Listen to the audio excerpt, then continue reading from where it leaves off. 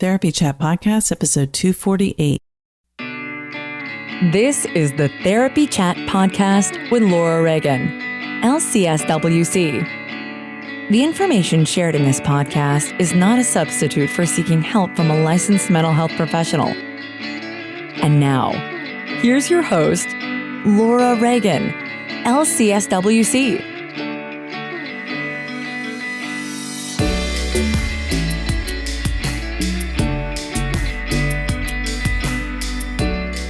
Today's episode is sponsored by Therapy Notes. Between writing notes, filing insurance claims, and scheduling with clients, it can be hard to stay organized. That's why I recommend Therapy Notes. Their easy-to-use platform lets you manage your practice securely and efficiently. Visit therapynotes.com to get 2 free months of Therapy Notes today. Just use the promo code TherapyChat when you sign up for a free trial at therapynotes.com. Hi, everyone. Today in early October, I'm recording an introduction to an interview I did all the way back in January of 2020 with my guest, Elisa Di Napoli. And we talked about her work as a clinical hypnotherapist and clinical hypnotherapy coach in the UK. She specializes in helping people who have performance anxiety. And I think that you'll find this to be a very interesting conversation if you have ever been curious to learn more about clinical hypnotherapy. So as always, thank you for listening to Therapy Chat. I hope you are enjoying the new episodes that have been playing the past couple weeks, and more new content is ahead. Until then, be well. Hi, welcome back to Therapy Chat. I'm your host, Laura Reagan. My guest today is Elisa Di Napoli. Elisa, thanks so much for being my guest today on Therapy Chat. Thank you. You're welcome. I'm really glad you're talking to us all the way from Scotland right now. And I'm really interested to hear more about your work using clinical hypnotherapy. But before we dive into really talking about it, can you just tell our audience a little bit about who you are and what you do? Sure thing. I have been now a holistic clinical hypnotherapist for about 20 years, more or less. And also I do coaching. And I'm also a performer. So I've got a special interest in helping people that in some way or another, perform on stage. But of course, that's not the only thing. When I say perform on stage, I mean anyone that needs to be seen, needs to be heard, maybe needs to present something. So that's one of the things that interests me, but also I'm really interested in helping people with anxiety.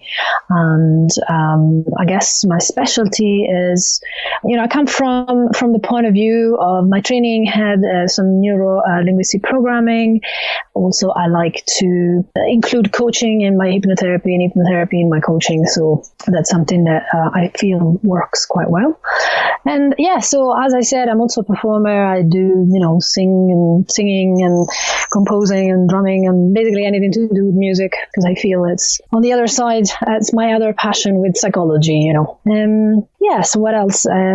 Originally, I got into hypnotherapy because I studied philosophy and Eastern philosophies, alternate states of consciousness, and I can tell you a little bit more about it if you like later.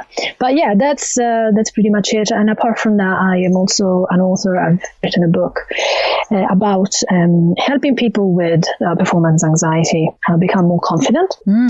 And that's needed. Yeah.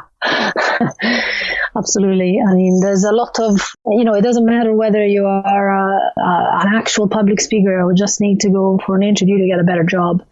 You need to be able to feel comfortable being witnessed, if you like. Mm-hmm. Yeah. Well, and that's, that seems really important. I don't know. For me, I can think of several people in my life, and probably myself, could benefit from your book because, and maybe your work directly, because putting yourself out there is so hard. And absolutely. Yeah. Go on. Well, and, with my work is helping people who have trauma. So, it can be extremely vulnerable to be seen when you maybe grew up with that you needed to hide, or you weren't showing up fully as yourself, wasn't really welcomed within your family. Oh, absolutely. I mean, I can say that for myself, but also from I've been seeing a few people with performance anxiety having had trauma in their life. And that's one of the reasons why it shows up. It's not the only one, but a lot of the time it actually does come from an event that was traumatic for them, even though it might not seem perhaps traumatic to other people, but it is an event or events or a series of events that would have been upsetting, and they're still upsetting a lot of the time, but not always.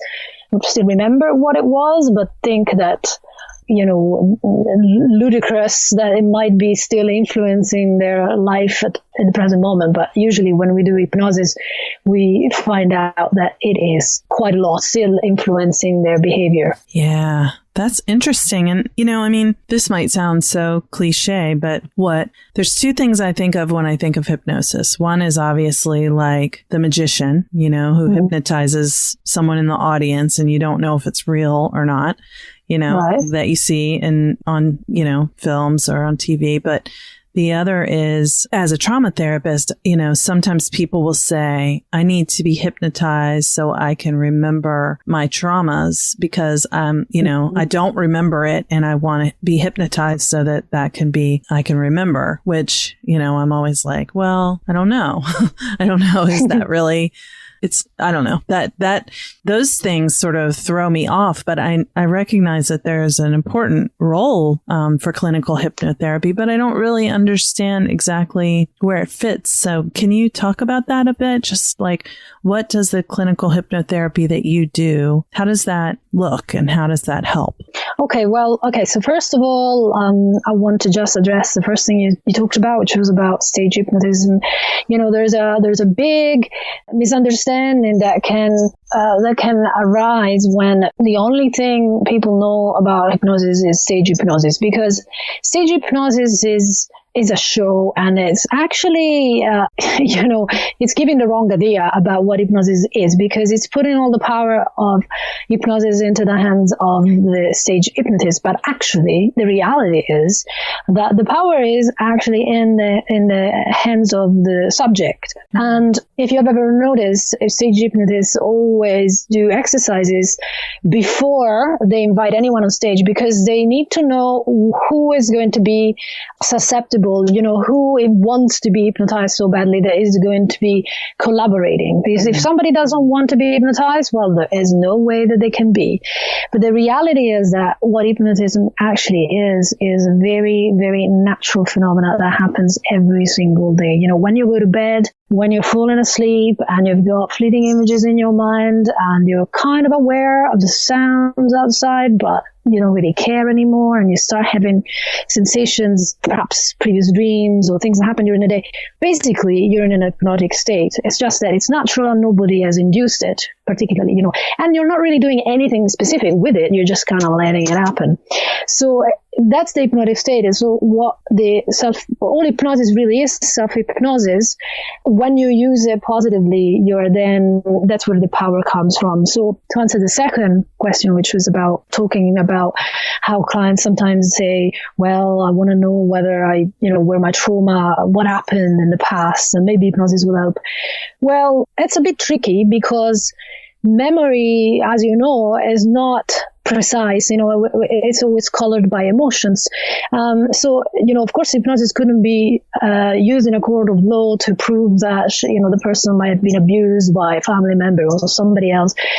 Because of that, it's very much not facts, But having said that, if someone has a memory of something traumatic, in my opinion, it doesn't really matter whether it really happened or it didn't happen, because if the person believes that it did, then in some way it is traumatic for them. So we need to deal with it. So I'm very pragmatic, in that way. And so the way that I would deal with that is I've kind of put together a protocol, if you like, of different techniques that work, at least until now, have worked a charm, have really worked well. And the reason why I've used these techniques and put them together is that they come from different traditions, if you like, or different disciplines. But if one doesn't work, the other one will. So, I like to just cover all corners and angles and make sure that the person actually, after this 1 hour of intense hypnosis, they have a real change, so we measure how upset the person might be before they go into it. And then with a mixture of techniques such as, I don't know if you know about these ones, but I'll just mention them. The rewind technique, sometimes it was called the fast phobia cure by NLP practitioners, but then it got changed into the rewind techniques by the Human Givings Institute, and havening, and some EFT, so emotional freedom technique, and some EMDR. Just put them all in together, and I found that when I use these techniques together, it really makes a difference. Because at the end, I would measure the level of upset that the person has when they think about the traumatic experience, and it's quite amazing. Sometimes the person just feels they've been able to transform it into simply a memory rather than something that triggers them. Yeah, so it's not about finding information that's hidden. It's more about changing the relationship to the memory or the information that's there. Absolutely. You got it. Exactly that. It's about being able to reprocess it so that it doesn't trigger the amygdala anymore. It doesn't, the pattern matching that has happened between the trigger situation and the emotional response is changed, So the person doesn't get triggered anymore because they have been able to recall the event. Usually we go backwards. One of the things, the rewind techniques involves going backwards, reviewing backwards the events, for example. That's one of the things we do. So that basically the memory is almost scrambled, if you like, and it becomes more fuzzy, or perhaps the relationship between the person and what they remember is changed in the sense that they might see it, they might feel more distant towards it. Like it's something that happened that sure wasn't great, but it's not happening now. Mm-hmm. It's in the past. Yeah, so yeah. That makes a lot of sense to me, that they know it happened, but it's not. It's like when our trauma gets activated, it's like that trigger causes the person to feel as if it's happening right now. And you're saying that this gives like some space between what they know happened and the painful emotions that go with it. Yes, and it transforms it into a story. Also, havening allows them to self-soothe while they remember the events. And then, things like EFT, I use that so that the person also can, say things like, I choose to let this go, it's time to let it go, and it makes them feel empowered. But also the hypnotic element of it really helps, because when you're in hypnosis, when you start with the hypnotic process, then you will be much more relaxed than you normally would be. And so therefore, that really helps to calm down the amygdala as well. You can actually remember the things that have happened without being triggered emotionally. Right. Yeah. But it seems, I think what is so challenging for people who've experienced trauma is that when the memory comes involuntarily, or even if it's a sensation that, that their body is remembering, even if they don't have a conscious thought about the experience, the overwhelming flooding of emotion that stops them from being able to really be present in the here and now is what's so awful about it. Yes. And that's exactly why before doing that, before rewinding a memory, the person needs to be in a state of deep calm. Their parasympathetic nervous system needs to be engaged, because then remembering it's more like a movie. They're watching the events almost as if it's a movie movie on a screen. So they're not in the event anymore. It's almost as if it's happening to somebody else, if that makes sense. Yeah, but without being dissociated where it actually feels like it is someone else. It's like you still know it's you, yeah, right? Yeah, absolutely. I mean, there's also like different, levels, because, for example, you can ask always the person how they feel, whether they're ready to go into the memory. So first you probably review from a distance, almost as if you're sitting on a sofa and you're watching this movie of you going through those events. Then when the person is ready, they can go through the events and be in the events, but actually they change the memory. So I would ask them, for example, for everything to go backward, which is, one of the things that they need to do, but also, they might, I do this so many times, like typically at least 6 times for each memory. Each time the person goes backwards, they might change the colors of the movie if, they can visualize it. So maybe it becomes black and white instead of color. They might put a music that goes with it that's very, jarring and not, it might be even at some point when they're ready for it, it might even become a comedy, even though, of course, trauma isn't funny at all. So I always want to be respectful, but, you'd be surprised how many people can in the end even smile about it, because I make sure that everything is almost absurd because it's so unnatural. It's not like it really happened. So it kind of scrambles the real memory and it becomes something a bit different, that they are in control of. So also they always have a remote control, a virtual remote control, of course, where they can stop at any time, so they are always in charge. And of course, before I get to do this, I would say, it's very important that I'd give the person some tools that they know that at any time they get overwhelmed, they can calm themselves. So I would give them what in NLP is called an anchor, so what that means is basically I would first of all elicit a very, very calming feeling and safety, of peace, and then tell them, okay, every time you, for example, press together your thumb and the index finger of your writing hand, this feeling of your peaceful place will come flooding back, so that anytime you feel you're getting overwhelmed, you go back to your peaceful place. So this makes it safe, to go through the process as well. So you teach the person or help them to find a peaceful feeling and then be able to access it by doing the same, movement or gesture to elicit it again. That's very interesting. Yeah. Because, they've associated it. Typically, I'd use something like pressing together the thumb and the index finger of your writing hand just because it's easy. And I would have them practice this again and again so that they know that every time they do this, they can bring back those feelings of calm and safety. And then once they've mastered that, they are confident with that, then we can get into the trauma treatment. So I know you used anxiety as the thing that you often help people with, but you do use this with people who have trauma too, right? Oh yes, of course. Yeah, I do.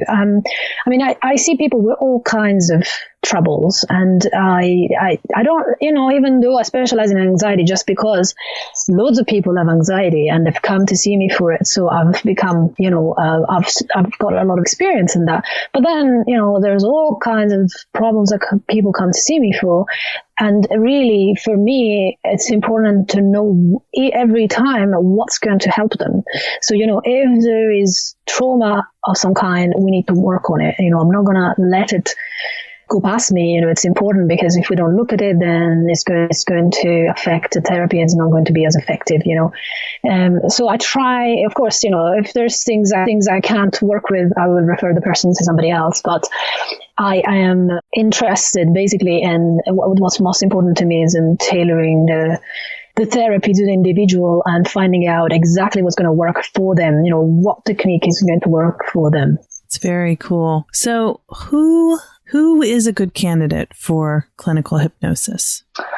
Well, I suppose, maybe it's easier to say who's not, but yeah, that could be a good way to explain it too. Okay, so the people that wouldn't be a good candidate are people who suffer from psychosis, because during the hypnotic process, they might have actually a psychotic episode. So that's not a good candidate. Also, also if someone has got very strong clinical depression, probably not a good candidate, because they would find it very difficult to access positive memories, and they might become even more depressed. Of course, this isn't, has to be taken with a pinch of salt, because there are certain hypnotic techniques that would help.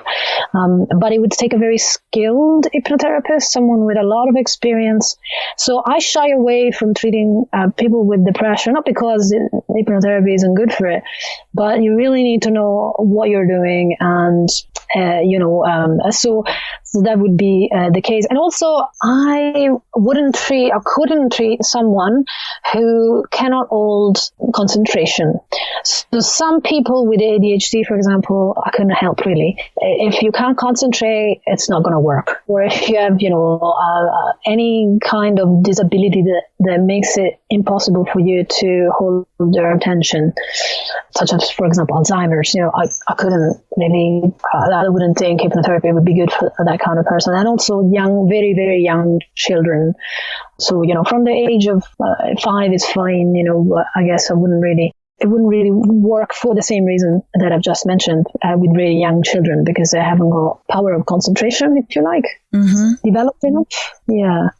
And also basically the final one is, if the person doesn't want to be hypnotized, it's not going to work. If the person comes to see a hypnotherapist because they're trying to test hypnosis, it's not going to work, because testing hypnosis basically means somebody thinking or saying to themselves, oh, I bet it isn't going to work, just like a stroppy teenager.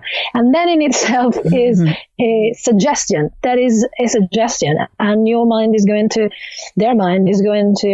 react to that by saying, okay, yeah, it's not going to work. So, there's no point. You've got to want to be hypnotized. Let's just pause for a moment so I can give you a little bit more information about why I love therapy notes. I switched to therapy notes a few years ago. I'd say it's about 3 years now, I believe. And I have never regretted it. I was very happy with the EHR I used before, but therapy notes is more intuitive. I love the interface. The customer service is fantastic. And I love how I can get my notes done quickly, because I can customize the template that I use for my notes, and there are opportunities to put check marks rather than having to write out the intervention used. So I have cut my time spent writing notes way down, which is wonderful because I like to focus on seeing clients. I know documentation is an important part of our work, but it can also be time consuming, and that is why I love using therapy notes. If you are considering switching EHRs, or you're looking for one to use in your practice, give therapy notes a try. You can get 2 free months by using the code TherapyChat. Now let's get back to our interview. Yeah, I think that's good to know. I didn't know that someone can't be hypnotized if they don't want to be. I mean, it makes sense as you're explaining it, but I never knew that because, again, and I hate to use that example, but the magician idea, the stage hypnotism, like you said, it's, it does make it seem as if I have power over you and I am going to make you. But if you think about it, the people that go on stage, they want to go on stage. Right. They're hoping it'll work. Yeah. Yeah. And they also can use it as an excuse to just do the very things they normally want to do, but may feel too repressed, but Inhibited. Inhibited. Exactly, that's the word. So they've got permission, that's basically a permission slip. You can be as silly as you want to be and as over the top, because at the end of the day, well, it was hypnotherapy. Hypnosis made you do it. Yeah. I get what you're saying. Do something wild and extreme because, well, I didn't know what I was doing. I was hypnotized. Yeah. Okay. Well, I see that. And of course, I mean, it is probably all staged anyway. I don't know. But I'm glad you're making that distinction, because I think probably if I hadn't asked that at the beginning, that may have been what would be going through some listeners' minds as we're talking about this. And that can get in the way of actually being able to take in the information, Oh, absolutely. Hypnosis is a skill that can be developed by anybody who wants to develop it. It's more an attitude, it's a way we speak to ourselves. The mind basically is influenced mainly by the words we use in our own minds, the way we speak to ourselves, and the images that are elicited when those words are spoken. So if you speak to yourself in a negative way, you're going to get that negative result, because if I say to you right now something like, don't imagine an ambulance on top of a hill on fire. Well, what have you just imagined? Mm-hmm. And the reason for that is that the subconscious cannot associate anything with the word don't, but can associate objects, with the word ambulance, hill, fire, they're things. And don't is not a word. So when you say to yourself things like, I don't want to be overweight, or, I don't want my throat to get parched when I speak on stage. Well, you're actually suggesting the very thing you don't want, and you're going to get it. That's interesting. But even as you're talking about it, I can totally feel like I almost started to feel my throat to get dry, even though, it's not even my issue, but it's like start happening. So that's so fascinating how that works. Yeah. There's even covert hypnosis, like people that basically, suggest things, and you're not hypnotized in the sense that you're not formally hypnotized, you're not in a deep hypnosis, but if I were, for example, was to present you with a carton of eggs, and I opened them, and I was with you in the kitchen, and I just opened this carton of eggs, and then I went and I cracked one and went, ooh, right? Even if the egg was absolutely okay, you would most probably assume it's not. And that's a form of hypnosis. It's just basically assumptions. You are responding to my suggestion that these eggs might be rotten. And if I said to you, what do you think? Do you think this is all right? You might think twice before saying it's okay, Right. It's like, well, I thought it was, but no, I'm not maybe. so sure. You're right. And also, we're hypnotized all the time by the media, by, ads. All of the time. It's just negative hypnosis rather than positive, but it's still pretty much hypnosis. It's not, again, induced in a formal way, but, it uses emotions to make you feel, unfortunately, a lot of the time negative, like, insecure about your appearance. I have this shampoo because, then you will be able to attract the opposite sex. And really what it's saying is your hair as it is isn't good enough. Right. And then repetition is part of it. The more you repeat something, the more it goes in. So then, you go to the shop and you buy that specific brand of shampoo without even knowing why. It's because you've seen it, 100 times on TV. Yeah, that is so true. I remember when my kids were little, there was this commercial that used to come on the TV shows that they would watch. And the commercial was for this purse that was an organizer purse. I mean, it was, to my mind, it was a tacky, ugly, it was a purse I never would have dreamed of carrying. And the first time I couldn't find, where are my keys? I thought they were here in my purse. And my child helpfully piped up, you need the organizer purse, Oh my God. I'm like, oh no, like what happened? Somebody's brainwashing my kid. Yes. So it's like, very true. Since we were getting hypnotized all the time, we might as well hypnotize ourselves in a positive way. Really, hypnosis is conditioning. So we're getting conditioned constantly. So we might as well take the power back, in our own. I like that idea.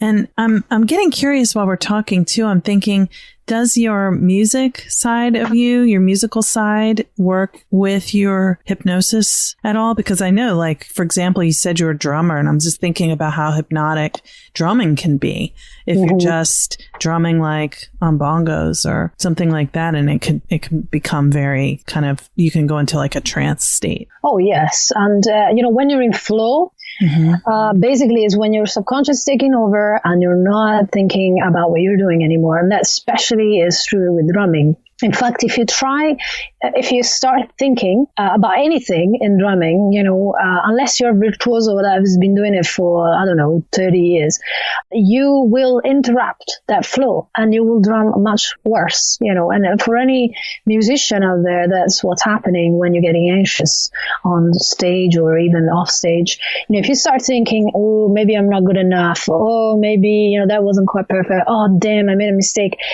You let that becomes your conscious mind interfering with the state of flow. And so basically it would be just as bad as, starting to think, oh, do I really know how to drive a car if you're driving a car? Automatically, your subconscious knows how to do it, but if you start doubting it and going, oh, well, maybe I don't know, what if I put my foot on the brake at the wrong moment, then you're more likely to actually do the wrong thing and create an accident, so of course that would be really bad if you're driving, but if you are drumming, it's a little easier. But the other, it's okay, like you've made a mistake, it's fine, but you can also use that kind of positive self-talk. So for example, when I drum and I get onto a piece of that, a part of the music sheet, perhaps that it's difficult passage, I can feel myself tightening my muscles and starting to, tense. And the one thing that helps is to repeat just before I get to that passage, repeat again. It's easy. It flows, whatever is going to work, it flows out of me automatically. It's easy. It's an easy passage. I can do it, and just saying that helps me to relax and just go with it. But if I were to say, oh my God, it's coming up. Oh my God, what if I make a mistake? Panic, I'm going to make a mistake. It's going, I can guarantee. Yeah, that's cool. That's really interesting. It also makes me think of like what you said about the driving the car. It makes me think of like a child learning to ride a bike and they think they don't know how to do it and they're afraid because the training wheels aren't there. But if they just relax and let themselves feel the way the bike is balanced and just go with that, which is like a flow state, because you have to just feel what's happening and adapt to it with your body, then they can just ride off. Yeah, the way we learn is we go from, let me get this right, unconscious incompetence to unconscious competence. But there's also other stages, So from unconscious incompetence, we can get to unconscious to conscious incompetence, and then we get to, I always get all confused, but basically, at the beginning, you're not aware that you don't know what to do.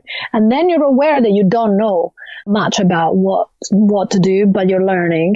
And then you get to the point that you can kind of do this, you can kind of drive that bike, you can stay balanced, but you have to really think really hard about it.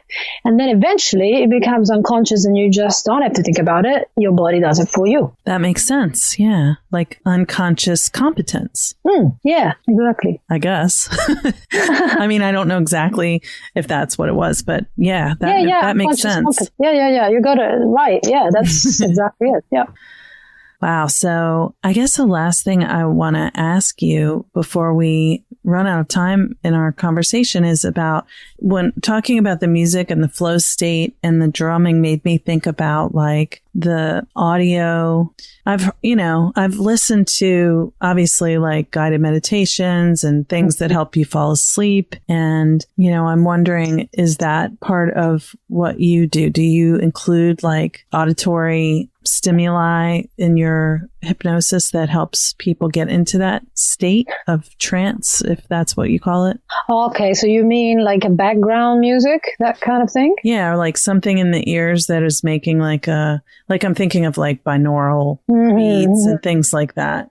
Yeah, I mean, I wouldn't obviously be able to do that in the therapy room.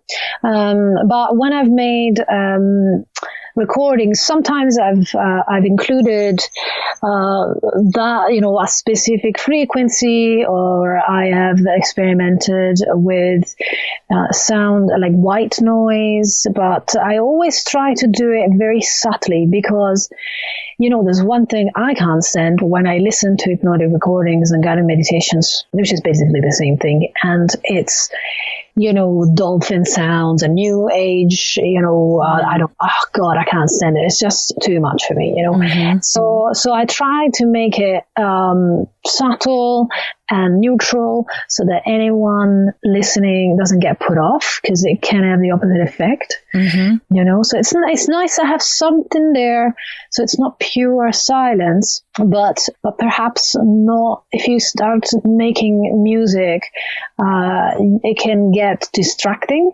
Yes. So I'm a bit careful with that. Yeah, that makes sense. Definitely. Well, Elisa, if someone were interested in your book, what would they gain from your book? How would it help?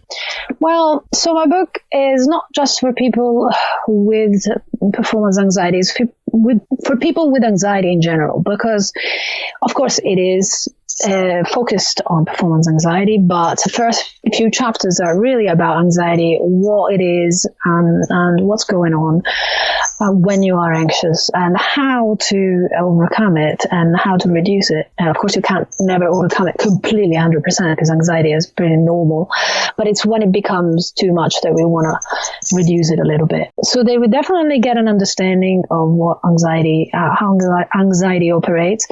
And then the second part of the book is very practical, because I think that's really important. I wanted to offer people an opportunity to work on themselves and get the benefits of hypnosis, even if they, don't live in the UK or Edinburgh, can't see me, or, for whatever reason, maybe you can't afford hypnotherapy. So it's like a way to I teach people how to hypnotize themselves, and I give them instructions, in 10 different sessions, on what to do in each one of those sessions that they can record for themselves, so they can become their own hypnotherapists, if you like. Of course, I've also recorded the sessions myself, so if the person can't be bothered to do that, well, they can also get the sessions already made. But I wanted to offer an opportunity for people who do want to experiment and learn about how to create a self-hypnosis session for themselves that's tailored to this specific problem in this case. Well, they can do it. So it depends really how much work a reader wants to put in the book. If they just want to learn about anxiety, they will get that. If they want to work hard at resolving their issues with performance anxiety forever, not just a temporary cure that's going to work for, a few days, but something that actually has proper results in time, well, then they'll get that if they commit to the process. Wow, well, that sounds like an amazing resource. Well, I tried to put together something that was like, it's not even all of the things that I could have put in there. There's a whole other book that I could write about it. But this is just the beginning for people that are terrified, of being seen, being heard. And then the next one, if I ever write it, it's going to be about how to master it, the whole, how to become really, really good at performance. But that's a different story. Oh, wonderful. Well, I don't think I even asked you for the title of your book. What's the name of it?